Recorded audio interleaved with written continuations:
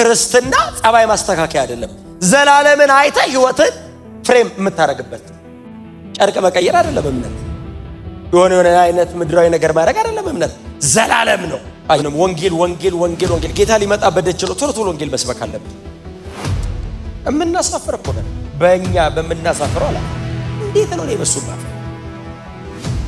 እሱባ መኩሪያ መመኪያ ቃና ተብሎ ነው ወንጌል የሚነገረው።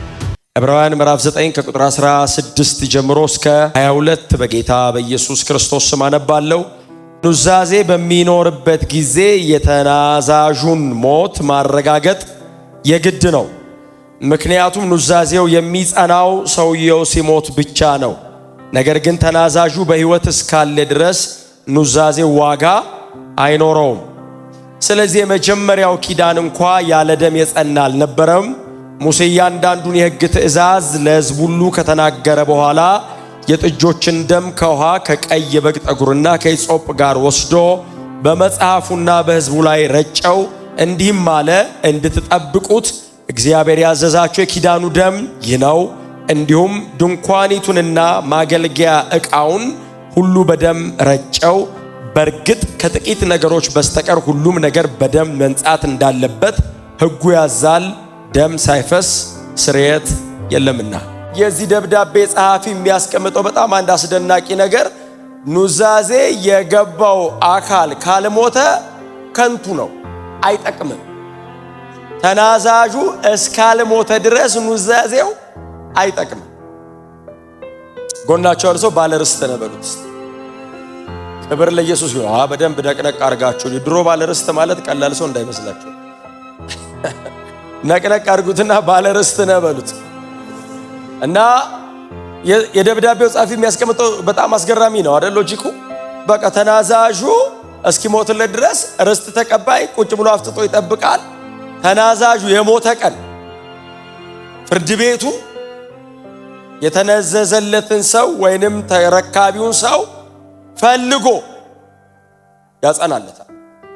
እና ቁጥር 15 ላይ የተቀመጠልን ሰማያዊ ርስት አለ። አንድ ቁጥር ወደ ላይ የተቀመጠ በጣም የከበረ ታላቅ ርስት አለ። የማይጠፋ የማያረጅ የማይበላሽ ዘላለማዊ ርስት አለ። እግዚአብሔር ይህንን ርስት በተስፋ እንድንጠብቅ አስቀድሞ ተስፋ ገብቶ ነበር። ይህንን ርስት ግን እግዚአብሔር እውን ያደረገው በልጁ በክርስቶስ ኢየሱስ ሞት ነው ተባባለ። ኢየሱስ ሞተ፣ ባለ ርስት ሆነናል። የተገባው ተስፋ ብቻ አይደለም፣ ጨብጠነዋል። የርስታችን መያዣ የሚሆንን መንፈስ ቅዱስን ተቀበለናል። ሰማይ ርስት ይጠብቅሃል ወይ? ምን ጥርጥር አለ? ባለ ርስት ነው ወይ? ምን ጥርጥር አለ? ምን ዋስትና አለ? መንፈስ ቅዱስን የሚያክል አምላክን ይወስዳል። መንፈስ ቅዱስን ኤፌሶን 1:14 የርስታችሁ መያዣ የሆነውን መንፈስ ተቀበላችሁ። ቦርናጌን ክርስቲያን የሆነ በእርግጠኝነት ባለ ርስት ይዘነዋል። መሬት ላይ አሁን በእርግጥ በአካል አለን። ሰማይ ተዘጋጅቶ እየጠበቀን ጌታችን ኢየሱስ ክርስቶስ ሲሄድ የነገረን እሱ ነው አይደል? ልሄድ ነው። የት? ወደ አባቴ። ምን ልታረግ? ስፍራ ላዘጋጅላችሁ። ለዘላለም የኖረበት ቦታ ነው ተመልሶ የሚሄደው። ለሱ ሰርፕራይዝ አይደለም፣ እንግዳ አይደለም፣ አዲስ ቦታ አይደለም። የተለየ ክብር አያገኝም። ኢየሱስ ሰማይ የነበረው ክብር ጋር ነው ተመልሶ የገባው። ሂዝ ጋድ መለኮት ነው ለዘላለም። መሬት ላይ ሲመጣ አይደል? ባለፈው ተናግሬያለሁ። ዲቪኒቲውን ኢንካርኔሽኑ ዴቲውን ኢንካርኔሽኑ ጋርዶት እንጂ ሂዝ ጋድ ለዘላለም እርሱ እግዚአብሔር ነው። ወደ አባቱ ሲመለስ ወደ ተለየ ክብር እገባለሁ አይደለም ያለው። ዓለም ሳይፈጠር በፊት ወደ ነበረኝ ወደዚያ መልሰኝ ነው ያለው። እርሱ ለዘላለም ወደ ኖረበት ነው የሚመለሰው። ለዘላለም አምላክ ነው፣ አያድግም።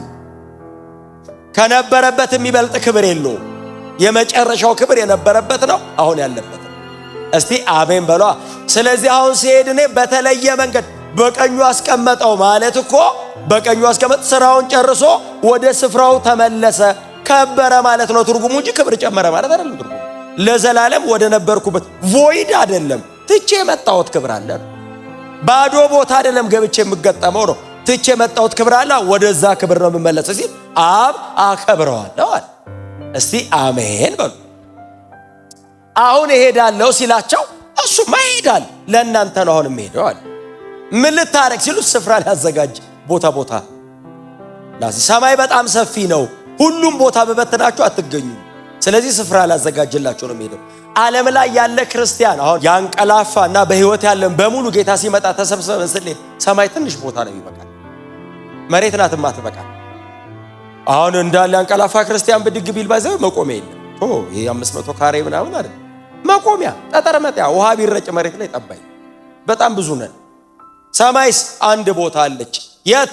እኔ ያለሁበት አካባቢ በምኖርበት በዚያ ከኔ ጋር። ክብር ለኢየሱስ ይሁን። እና ርስት እሱን ላዘጋጅ ነው የምሄደው፣ ተመልሼ እመጣለሁ። እኔ በምኖርበት ከኔ ጋር እንድትኖሩ ዳግመኛ መጥቼ ወስዳችኋለሁ። የጌታ የኢየሱስ ክርስቶስ ሞት የርስታችን ማረጋገጫ ነው። አለቅ ባለ ርስቶች አለን አብ። ተስፋ ነበር ብሉይ ኪዳን ላይ ይፈወሱ፣ የያዙ፣ ያግኙ፣ ለዘላለም ይዳኑ፣ ይጽደቁ የሚል ተስፋ ነበር። ጳውሎስ እንደዚህ አለ፣ በእርሱ በኩል አዎ ሆኗል፣ እኔ አሜን እላለሁ አለ። ሁለተኛ ቆሮንቶስ ምዕራፍ 1 እግዚአብሔር የስ ያለው ኢየሱስ ላይ፣ የእግዚአብሔር የስ ልጁ ነው። እኔ ቆሜ አሜን እላለሁ። እግዚአብሔር ብሉይ ኪዳን የተሰጠን በሙሉ ተስፋ ሰብስቦ ኢየሱስ ላይ አዎ አለ። ኢየሱስ የእግዚአብሔር አዎ ነው። እኛ መስቀል ስር ቆመን አዎ ሲል አብ አሜን። ይጽደቁ የሚለውን ተስፋ ኢየሱስ መስቀል ላይ ልክ ሲሞት ይጽደቁ ሲል አዎ አለ አብ። እኛ አሜን አለን፣ ጸደቀ።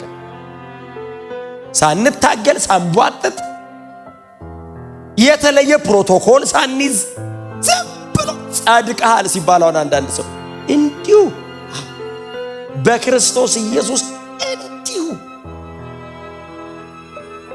ጮክ ብሎ ሲጸድቅ ያለው ብቻ ጎናቸው አለ ጻድቅ እና የኢየሱስ ሞት ለርስታችን ዋስትና ተረጋግጧል። እስኪሞት መጠበቅ ነበረበት። በቀደመው ኪዳን የነበሩ እነዛን የመሳሰሉ የከበሩ አባቶቻችን በተስፋ ነው ባይዘው። ለዛ ነው እዚሁ መጽሐፍ ምዕራፍ 11 ላይ ሳይዙት ይላል። የብሉይ ኪዳን አባቶችን ነው እኛን አይደለም። ሳይዙት ይልና ከሩቅ ተሳለሙት ይላል። ሙሴ፣ አብርሃም፣ ዳዊት ትልቆቹን የብሉይ ኪዳን አባቶችን ጀግኖች፣ ሂሮስ፣ ሻምፒየንስ፣ ድል አድራጊዎች ሩቅ ቆመው አልያዙትም፣ ከሩቅ አዩት። ሙሴ ከ1400 ዓመት በኋላ፣ አብርሃም ምናልባት ከ2000 ዓመት በኋላ፣ እነ ዳዊት ከ1000 ዓመት በኋላ፣ ሌሎቹ ከ100 ዓመታት በኋላ የሚመጣውን በሩቅ አዩት፣ ተሳለሙት። አልያዙትም፣ እንደሚመጣ እርግጠኛ ሆነው ተሳለሙት። መጽሐፍ እንደዚህ ይላል፣ አምነው ሞቱ። አልያዙም፣ አምነው ከሩቅ እንደምትመጣ አውቀናል ብለው አይናቸው ቤንድ ሳያረግ ኢየሱስ ላይ አይናቸውን ፊክስ አድርገው መሃል ላይ ሞት ሲመጣ መጽሐፍ ቅዱስ ሲናገር ሰርተው ሞቱ አይልም፣ አምነው እንዳመኑ ሞቱ። አንዳንዶቹ የሞቱት አውሬ በልቷቸው ነው። ከእግሩ ሲጀምረው ሐሳብ አልቀየረም ሰውየው፣ እስኪ ጨርሰው አምነዋል። አንዳንዶቹ በመጋዝን የሰነጠቋቸው ሐሳብ አልቀየሩም። አንዳንዶቹ ፓላስ ነው የሞቱት፣ ሁሉም አልተሰቃየም። አንዳንዱ ደግሞ የከበሬታ ሞት አርጅቶ እድሜ ጠግቦ ጨርሶ ነው የሞተው። ሁሉም ግን ክብርም አልቀየራቸውም፣ መከራም አልቀየራቸውም። በሩቅ አዩት፣ ያለኛ ፍጹማን አይደሉ። ምን ማለት ነው ያለኛ? እኛ ከመስቀል በኋላ ከክርስቶስ ኢየሱስ ሞት በኋላ የተገኘነን ባለርስት እንሆናለን ከነሱ ጋር አሉ። በሩቅ አይተው ወይ ጉድ! ሁለት አይነት ናቸው አይደል ድል አድራጊዎቹ። አንደኞቹ በጣም እኛ የምናደንቃቸው ናቸው። አንደኞቹ ደግሞ ብዙ እኛ የምናደንቃቸው አይመስለኝም። እናንተ ሊሆን ይችላል፣ ብዙ ስለማልሰማ ነው ስብከት። አንደኞቹ በጣም እኛም ሀገር ዝነኞቹ በእምነት የአንበሳ አፍ ዘጉ፣ በእምነት የእሳት ኃይል አጠፉ፣ በእምነት ከሰይፍ ስለት አመለጡ፣ በእምነት ነገስታትን ድል ነሱ፣ በቅን ፈረዱ፣ ሙታናቸውን ይዘው መጥተው በእምነት በሕይወት ተቀብለው ሄዱ። በጣም አስደናቂ ናቸው። በእምነት ነው የአንበሳ አፍ የዘጉት። የአንበሳ አፍ አዘጋው፣ በልቶ ነው የሚዘጋው። አዘጋውም እንዲህ እየተያየ እንዴት በእምነት ቴክኒካሊ ዘጉት አይልም፣ ቴክኒካሊ ያዘጋው። ዳንኤል ከጉርጓድ ንጉስ ገብቶ አወጡ አይልም፣ አውጡት አለ ነው የሚለው። ንጉስ ብትሆን አይለቀም አንበሳ፣ አይዘጋም አፍ። ቤተ መንግስት ብትሆን ፖዚሽን አያቅስታ ተሳያቅ ይበላል። ዳንኤል አብሮ ታደረ። እንዴት? በእምነት እየተያዩ አመስግነው ሊበሉት ሲሉ ምዕራፍ 7 አለኝ አልጨረስኩም ሲል አንተ ነህ ትመጣለህ የተባልከው እንግዳ ገስት አለ ብሏቸው አንድ መልአክ ቀድሞ ገብቶ ነበር። እንግዳ አለ፣ አንድ እንግዳ አለ፣ እግዚአብሔር ሰው ነው። ንጉሡ እግዚአብሔር ሰው እንደሆነ ያውቃል፣ መልአኩ ያውቃል። አንበሶቹ በኋላ አወቁ። ይመጣል እንዳበሉ እሱን ለመብላት የሞከረ ይሞታል። ሰውየው አይበላም። ከሱ ጋር በሰላም ደሩ። ነገ ጠዋት አይደል ያላቸው 122 ብፌ መርጣችሁ ተነሳላችሁ። ለ122ቱ መጡ ይላል። በሚቀጥለው ቀን መሬት የደረሰ የለም ይላል። አየር ላይ ጨረሷቸው ነው የሚለው። ባይዘው ከዳንኤል ጋር ያደሩ አንበሶች እኮ ናቸው የበሏቸው። ኖርማል አይደለም። 100 ጊዜ ስላነበብነው ነው።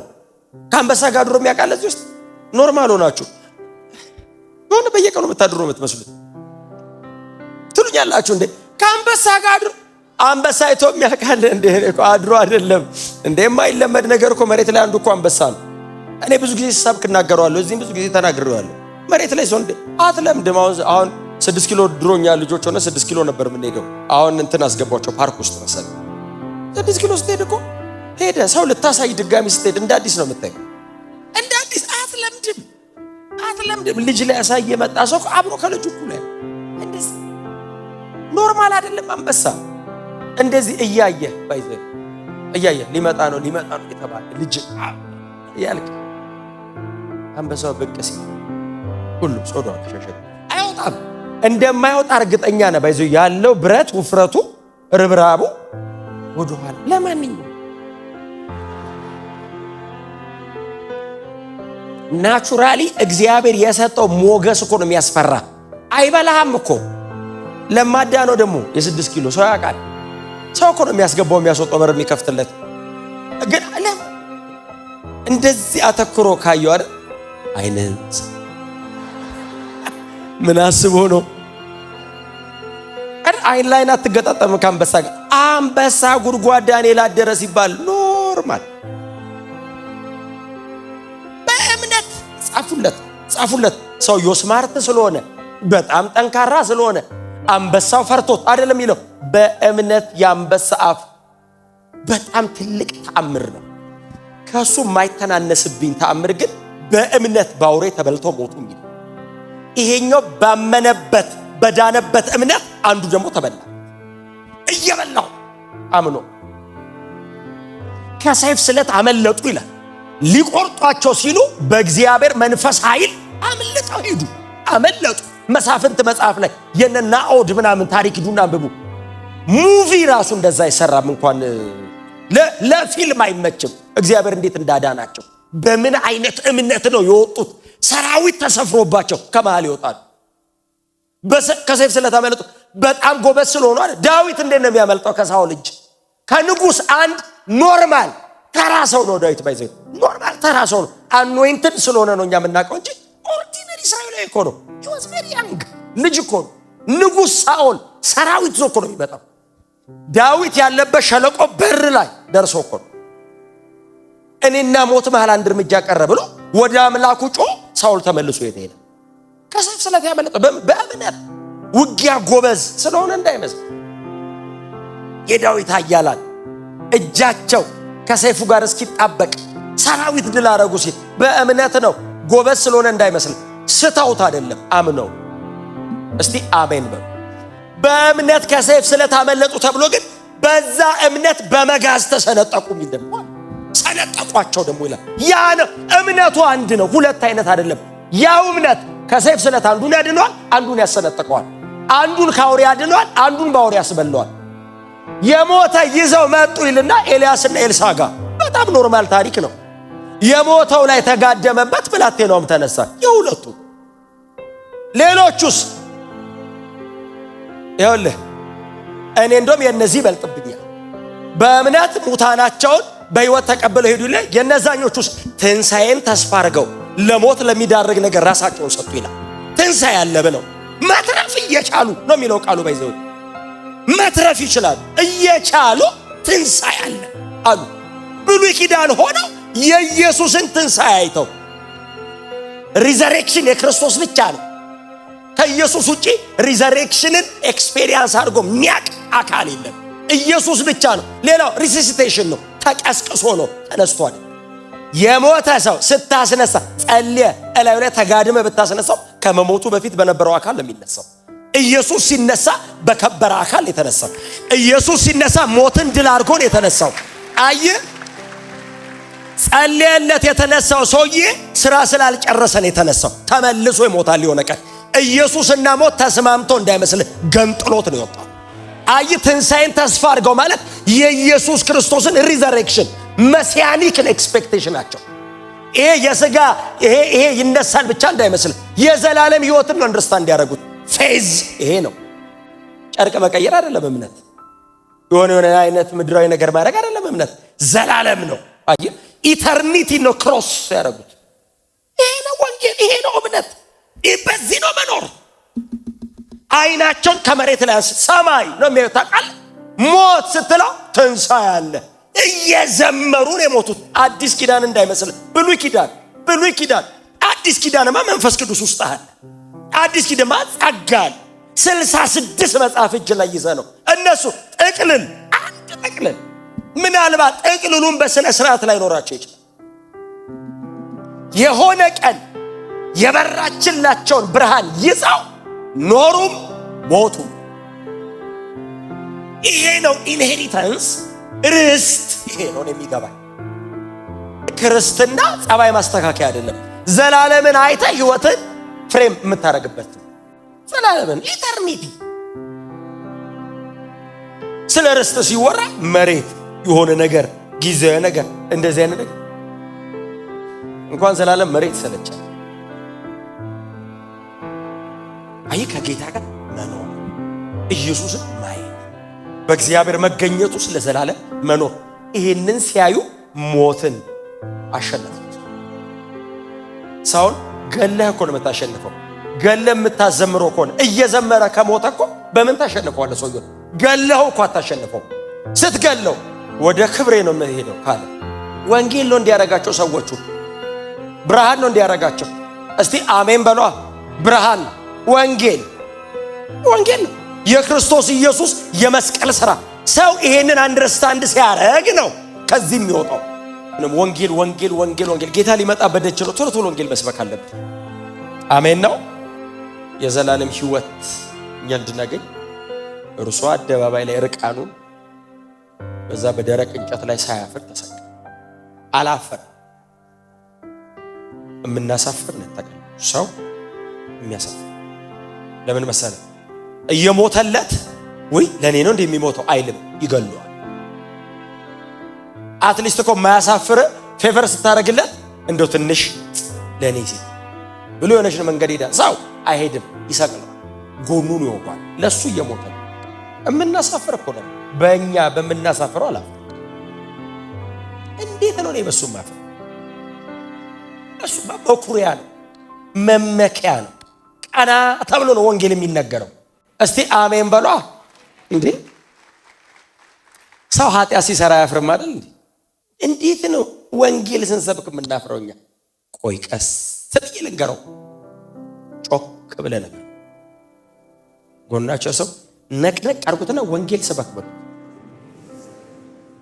ክብር ለኢየሱስ ይሁንለት። እኔና እግዚአብሔር እንደዛና እንደዚህ ቆመን አይደለም አይደል? ብቻውን ኪዳን አድርጎ ብቻውን ስለ ኃጢአቴ መስቀል ላይ ሞቶ ባለ ርስት ያደረገኝ ብቻውን። ጸባይን አይቼ እሰጥሃለሁ አይደለም ያለኝ። እንዲሁ ጠርቶን እንካል ፍቅሩን ያሸነፈ። አንዳንዴ እግዚአብሔር በጣም እያሳደደ እያሯሯጠ የሚማታ ይመስላል። እንደዛ አይነት ቢሆን ኖሮ አያድንህ። ከኃጢአት መሃል አይደል ምንጭቅ አድርጎ ያወጣ ፍቅሩ። እወድሃለሁ ተብሎ አይደል ይሄ ሁሉ ሰው የመጣው? መስቀል ላይ ቃሉን እኮ እወዳቸው አለ። ወይ ጉድ! ይወደኛል ነፍሰ ገዳይ አሳዳጁ ጥሎ መጥቶ መስቀሉ ስር ተንበረከከ በፍቅር። ክብር ለኢየሱስ ይሁን።